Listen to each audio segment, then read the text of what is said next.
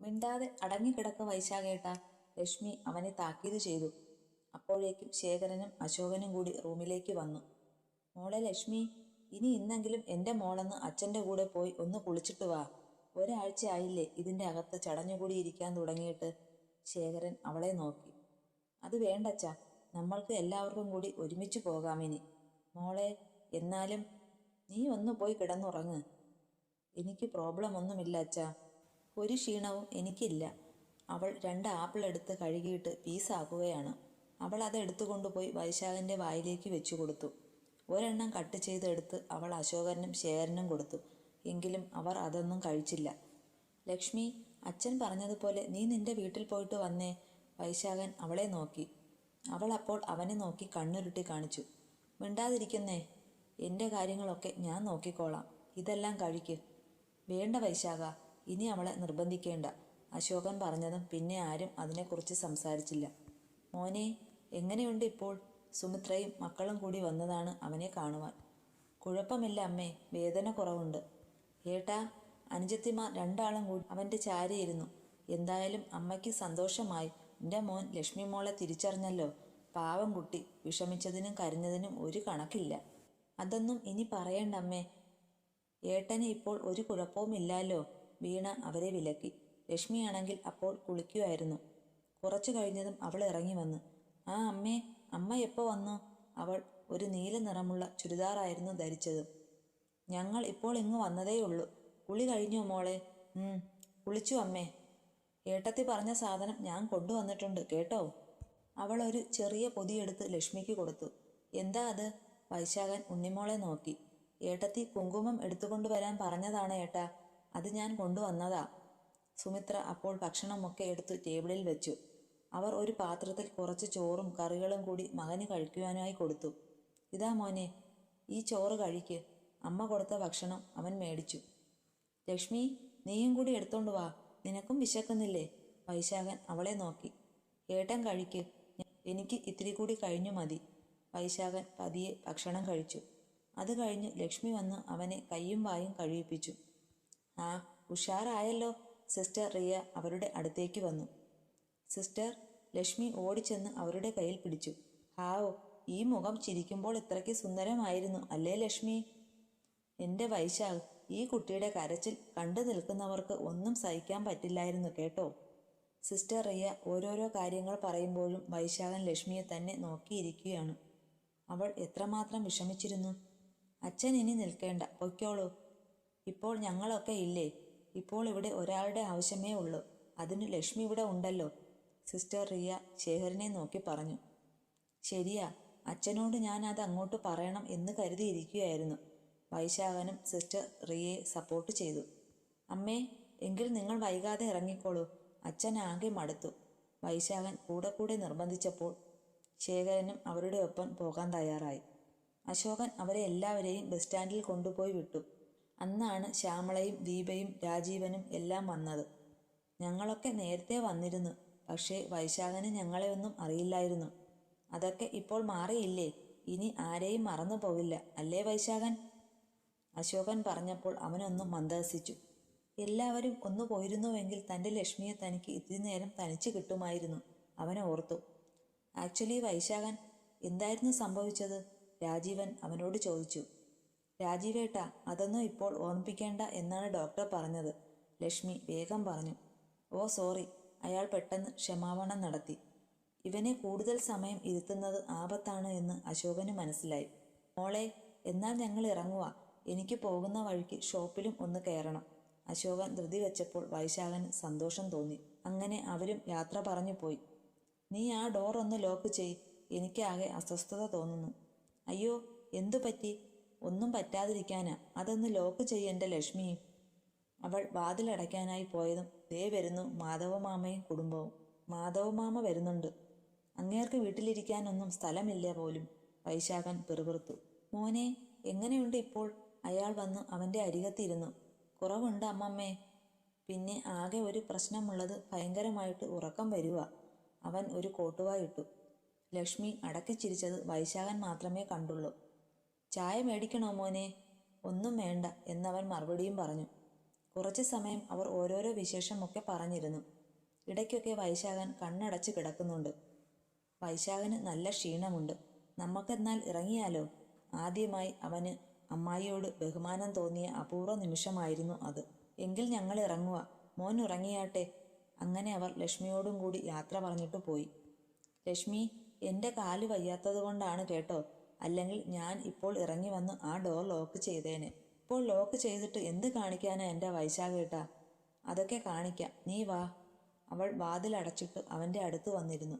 Plaster ഇട്ട് വെച്ചിരുന്ന കാലാണെങ്കിൽ ഒന്ന് അനക്കാൻ പോലും അവന് കഴിയില്ല. ഇടത് കാലും കൈയും അത്രയ്ക്ക് വേദനയായിരുന്നു. വയ്യാതായതോടെ ഞാൻ അവിഞ്ഞു പോയല്ലേ പെണ്ണേ?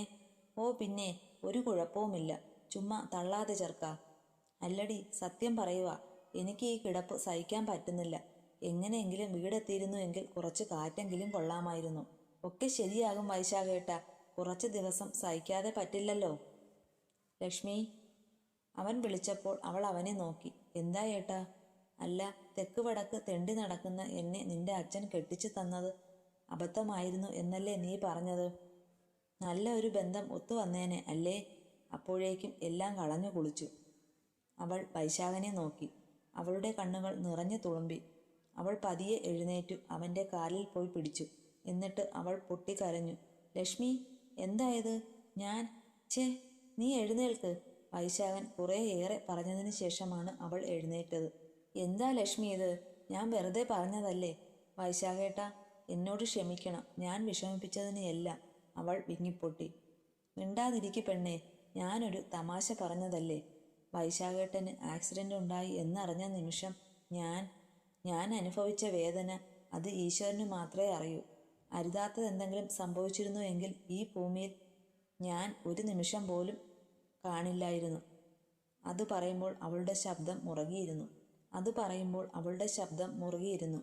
അങ്ങനെ അങ്ങ് പോകാൻ പറ്റുമോടി പെണ്ണേ നമ്മൾക്ക്? ജീവിതം തുടങ്ങുന്നതല്ലേ ഉള്ളൂ. ഇനി എന്തെല്ലാം കിടക്കുന്നു. എൻ്റെ കുഞ്ഞു ലക്ഷ്മീനെ കാണാൻ എനിക്ക് കൊതിയായി. കുഞ്ഞു ലക്ഷ്മിയോ? എനിക്ക് ഭയങ്കര ആഗ്രഹമാടി, നിന്നെപ്പോലൊരു സുന്ദരി കുട്ടി. വിജിക്ക് വിശേഷമുണ്ടെന്ന് അറിഞ്ഞപ്പോൾ മുതൽ എനിക്കൊരു തോന്നൽ.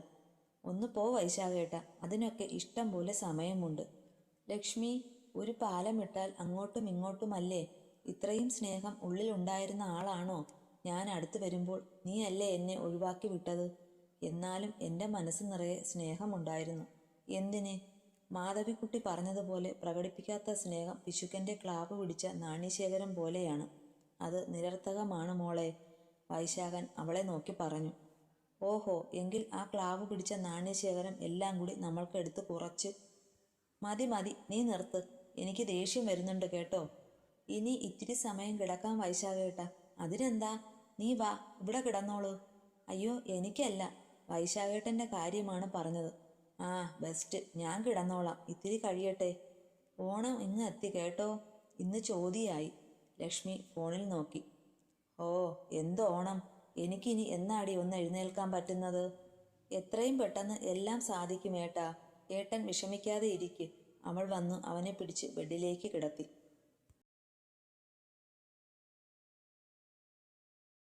സുമിത്രേ, എങ്ങനെയുണ്ട് വൈശാഖനിപ്പോൾ? അയൽവക്കത്തെ വീട്ടിലെ മാലതിയാണെങ്കിൽ സുമിത്രയെ കണ്ടുകൊണ്ട് വേഗം അവരുടെ മുറ്റത്തേക്ക് വന്നു. നല്ല മാറ്റമുണ്ട് മാലതി. ഇന്ന് അവന് എല്ലാവരെയും മനസ്സിലായി. ആണോ? നന്നായി. ഞാൻ പറഞ്ഞില്ലേ പെട്ടെന്ന് എല്ലാം ശരിയാകുമെന്ന്. മാലതി, പിന്നെ കാണാം കേട്ടോ. ശേഖരേട്ടന് കാപ്പി കൊടുക്കട്ടെ? എന്നാലും നമ്മുടെ മോൻ രക്ഷപ്പെട്ടു വന്നല്ലോടി. ഈശ്വരൻ കാത്തു. ഭാര്യ കൊടുത്ത ചൂട് ചായ എടുത്ത് അയാൾ ചുണ്ടോട് ചേർത്തു. ഇത്രയും ദിവസം അനുഭവിച്ച വേദന പെറ്റ വയറിനെ അറിയത്തുള്ളൂ. അത് പറയുമ്പോൾ സുമിത്രയുടെ കണ്ടമിടറി. എടി, ആ കുട്ടി, അവളുടെ വിഷമം കണ്ടു നിൽക്കാൻ പറ്റില്ലായിരുന്നു. എനിക്കറിയാം ശേഖരേട്ട, നമ്മളെ എല്ലാവരെയും അവൻ തിരിച്ചറിഞ്ഞപ്പോഴും അവൾ ചങ്കു പൊട്ടിക്കരഞ്ഞത്. എനിക്കത് ഓർക്കാൻ വയ്യ. ഇന്നാണ് അവളുടെ മുഖം തെളിഞ്ഞത്. ആ ഡോക്ടർക്കാണ് അതിൻ്റെ മിടുക്ക് കേട്ടോ. അതെ, ആ ഡോക്ടർ ഇല്ലായിരുന്നുവെങ്കിൽ? ആ ഡോക്ടറാണ് നമ്മളുടെ ദൈവം. ഈശ്വരൻ എപ്പോഴും ആ ഡോക്ടറെയും കുടുംബത്തെയും അനുഗ്രഹിക്കട്ടെ. അപ്പോഴേക്കും ഉണ്ണിമോൾ കത്തിച്ചു വച്ച നിലവിളക്കുമായിട്ട് ഉമ്മറത്തേക്ക് വന്നു. കൃഷ്ണ കൃഷ്ണ മുകുന്ദ ജനാർദ്ദന കൃഷ്ണ ഗോവിന്ദ നാരായണ ഹരേ. വീണയും ഉണ്ണിമോളും കൂടി ഈണത്തിൽ നാമം ചൊല്ലുകയാണ്. സുമിത്രയുടെ ജോലി അപ്പോഴും തീർന്നിട്ടില്ലായിരുന്നു. അവർ എല്ലാം ഒതുക്കി പറക്കി കുളിച്ചു വന്നപ്പോൾ 8 മണി കഴിഞ്ഞു. അച്ഛാ, അത്താഴമെടുത്ത് വെക്കട്ടെ? അമ്മ കുളി കഴിഞ്ഞോടി ഉണ്ണിമോളെ? ആ, അമ്മ പാവയ്ക്ക കൊണ്ടാട്ടം ഉണ്ടാക്കുകയാണ്. മീനൊന്നും ഇല്ലേടി? ഇല്ല അച്ഛാ, ആ ശശിയണ്ണൻ ഇന്നും മീനും കൊണ്ട് വരുന്നതിന് മുൻപേ ഞങ്ങൾ ഹോസ്പിറ്റലിൽ പോരാൻ ഇറങ്ങിയിരുന്നു. അതെന്തായാലും നന്നായി. കായ മെഴുക്കുവരട്ടിയും രസവും കൊണ്ടാട്ടവും അത്രയും ഉള്ളായിരുന്നു വിഭവങ്ങൾ. വായ്ക്ക് രുചിയുള്ളത് ഒന്നുമില്ലേടി? 2 കൊണ്ടാട്ടമെടുത്ത് വായിലേക്ക് ഇട്ടുകൊണ്ട് ശേഖരൻ ഭാര്യയോട് ചോദിച്ചു. നാളെ മേടിക്കാം, ഇന്ന് ഇതൊക്കെ കൂട്ടി കഴിക്ക്. ശേഖരൻ ഫോണുമായിട്ട് സെറ്റിയിൽ പോയിരുന്നു. ആ മോളെ, ചോറുണ്ടോ? എങ്ങനെയുണ്ട് മോളെ വൈശാഖന്? ആണോ? അവർ എല്ലാവരും ഇവിടെയുണ്ട്. എങ്കിൽ ശരി മോളെ. മോളായിരുന്നോ? എന്തു പറഞ്ഞു അവൾ? അവൻ കുഴപ്പമില്ലാതെ ഭക്ഷണമൊക്കെ കഴിച്ചിട്ട് കിടക്കുന്നു. ശേഖരൻ TV ഓൺ ചെയ്തിട്ട് വാർത്ത കണ്ടുകൊണ്ടിരിക്കുകയാണ്. ലക്ഷ്മി, ഇത്തിരി വെള്ളം. ലക്ഷ്മി ഒരു ഗ്ലാസ്സിൽ വെള്ളം എടുത്തു കൊണ്ടുവന്ന് അവന് കൊടുത്തു. എന്താ ഏട്ടാ, എന്തേലും വയ്യായിക ഉണ്ടോ? ഓ ഇല്ലടി, വല്ലാത്ത പരവേശം. അതെന്താ ഏട്ടാ? ഞാനൊരു കാര്യം ചെയ്യാം, ഞാൻ ഡോക്ടറെ വിളിക്കാം. വേണ്ട പെണ്ണെ, അതിന് മാത്രം കുഴപ്പമൊന്നുമില്ല. നീ വെറുതെ ബഹളം വയ്ക്കാതെ. എങ്കിലും അവനെ ലംഘിച്ചുകൊണ്ട് അവൾ വേഗം റൂമിന് വെളിയിലേക്ക് പോയി. ഡ്യൂട്ടി ഡോക്ടർ ആയിരുന്നു ഉള്ളത്. അയാൾ വന്നു BP ചെക്ക് ചെയ്തു. വേറെ പ്രോബ്ലം ഒന്നുമില്ല, BP ഒക്കെ നോർമലാണ്. ഡോക്ടർ ലക്ഷ്മിയെ നോക്കി പറഞ്ഞു. ഭയങ്കര പരവേശമായിരുന്നു, അതുകൊണ്ടാണ് ഞാൻ പെട്ടെന്ന് വന്നത്. ഓക്കെ, ഒരു കാര്യം ചെയ്യൂ. മെഡിബാത്തിൻ്റെ ബോഡി വൈപ്സ് ഇല്ലേ? അതെടുത്ത് വൈശാഖൻ്റെ ബോഡി ഒന്ന് തുടച്ചു കൊടുക്ക്. ഈ ചൂടല്ലേ, എന്തെങ്കിലും ഉണ്ടെങ്കിൽ വിളിച്ചാൽ മതി. ഡ്യൂട്ടി ഡോക്ടർ പുറത്തേക്ക് ഇറങ്ങിപ്പോയി. എന്താ എൻ്റെ ലക്ഷ്മി, നീ വെറുതെ ബഹളം വയ്ക്കാതെ. എനിക്ക് കുഴപ്പമൊന്നുമില്ലെന്ന് ഞാൻ പറഞ്ഞതല്ലേ. അവൾ അവന് തുടയ്ക്കുവാനുള്ള ബോഡി വൈപ്സ് എടുക്കുകയാണ്. ഏട്ടൻ അവിടെ മിണ്ടാതിരിക്കാൻ നോക്ക്. എനിക്ക് പേടിയാണ്, അതുകൊണ്ട് ഞാൻ ഇത്തിരി ബഹളമൊക്കെ വയ്ക്കും. അവൾ അവൻ്റെ ടീഷർട്ട് ഊരി മാറ്റിയിട്ട് ദേഹമൊക്കെ നന്നായി തുടയ്ക്കുകയാണ്. നീ വല്ലാതെ കഷ്ടപ്പെടുന്നുണ്ട് അല്ലേ? അവളുടെ കയ്യിൽ പിടിച്ചുകൊണ്ട് അവൻ ചോദിച്ചു. എന്ത് കഷ്ടപ്പാട് എൻ്റെ ഏട്ടാ? ഞാനെന്താ മലമറിക്കുകയാണോ? നല്ലൊരു മണവും ചെറിയ നനവുമൊക്കെ ഉള്ളതുകൊണ്ട് ദേഹം തുടച്ചു കഴിഞ്ഞപ്പോൾ അവന് ആകെ ഒരു ഉന്മേഷം തോന്നിയിരുന്നു. ഇപ്പോൾ എങ്ങനെയുണ്ട്? മാറ്റമുണ്ടോ ഏട്ടാ? ചെറിയ മാറ്റമുണ്ട്. എന്നാലും പൂർണ്ണമായി മാറണമെങ്കിൽ നീ ഒരു ഉമ്മ തന്നാൽ മതി. അതേ, ഇത് ഹോസ്പിറ്റലാണ്, അല്ലാതെ നമ്മൾ ഹണിമൂണിന് വന്നതല്ല. ഇതാണ് എനിക്ക് പിടിക്കാത്തത്. എടി, ഞാനൊരു പുരുഷനല്ലേടി? എൻ്റെ കാലൊടിഞ്ഞു എന്നേ ഉള്ളൂ. എൻ്റെ ഹൃദയത്തിന് ഒരു കുഴപ്പവുമില്ല. അടങ്ങിക്കിടന്നില്ലെങ്കിൽ ആ ഹൃദയമെടുത്ത് ഞാൻ ഇവിടെ ആർക്കെങ്കിലും മാറ്റിവെക്കും. ഞാനും അത് ഓർക്കാതിരുന്നില്ല. ആ സിസ്റ്റർ റിയ കൊള്ളാമല്ലേടി? അവർക്കാണെങ്കിൽ എന്നോട് മുടിഞ്ഞ സോഫ്റ്റ് കോർണറും. ആണോ? അയ്യടാ, എന്തൊരു വലിയ കണ്ടുപിടുത്തം. നിങ്ങൾക്ക് ISROയിലെങ്ങാനും പോയി അതിൻ്റെ തലപ്പത്തിരിക്കാൻ മേലായിരുന്നോ? എന്നിട്ടോടി? എന്നിട്ട് അവർ വിക്ഷേപിക്കുന്ന റോക്കറ്റിൽ കയറി വല്ല ബഹിരാകാശത്തേക്കും പോകാൻ നോക്ക്. ഓ, എന്തൊരു തമാശ. നീ ഇതൊക്കെ എങ്ങനെയാടി പെട്ടെന്ന് പറയുന്നത്? നിന്നെ കൊണ്ടല്ലാതെ ആർക്കും ഇതൊന്നും സാധിക്കില്ല കേട്ടോ. കിടന്നുറങ്ങാൻ നോക്ക് ചെറുക്ക, നിന്ന് വാചകമടിക്കാതെ. അവൾ ഒച്ച വച്ചതും അവൻ പിന്നീട് ഒന്നും സംസാരിച്ചില്ല. ലക്ഷ്മി നോക്കിയപ്പോൾ അവൻ മുഖം വീർപ്പിച്ചു കിടക്കുകയാണ്. അങ്ങനെ കിടന്നുറങ്ങാൻ നോക്ക്, എനിക്ക് ഉറക്കം വരുന്നുണ്ട്. അവളും ഒരു ബെഡിൽ കയറി കിടന്നു. മെല്ലെ കണ്ണുകൾ അടച്ചു. പാവം, അവൾ പെട്ടെന്ന് ഉറങ്ങിപ്പോയല്ലോ എന്നവൻ ഓർത്തു. എത്ര ദിവസമായി അവൾ ഇങ്ങനെ ഉറങ്ങാതെ കാവലിരിക്കുകയാണ്. ഈശ്വര, അന്ന് നീ ഒന്ന് കണ്ണടച്ചിരുന്നുവെങ്കിൽ എൻ്റെ ലക്ഷ്മി. അവൾ, എൻ്റെ ഗുരുവായൂരപ്പ, കൂടുതൽ ആഗ്രഹങ്ങളൊന്നുമില്ല. ഞങ്ങൾക്ക് രണ്ടാൾക്കും കൂടി ഒരു 50 വർഷം. അത് കുറവായി പോവും. ഒരു 60 വർഷം, അല്ലെങ്കിൽ വേണ്ട, ഒരു 70 വർഷമെങ്കിലും കുറഞ്ഞത്. അത് മതി, അത് മാത്രം മതി. അവൻ മിഴികൾ അടച്ചു.